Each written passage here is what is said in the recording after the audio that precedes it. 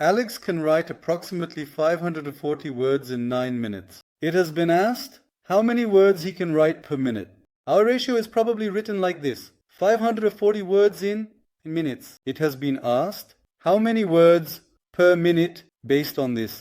We will pay attention to this. When we write the ratio, we wrote 9 minutes in the numerator. Then, when expressing the number of words he can write per minute in ratio form, we need to write the number of words he can write in 1 minute in the denominator. So we place x in the denominator, and if we want, we can think of it as cross multiplication being equal, or we can think of it this way. When we divide by 9, we get 9 1. When we solve it, we get 9 nadbir. So, to obtain x, we need to divide 540 by 9. If you divide 540 by 9, you will find x as 60. So he can write a total of 60 words per minute.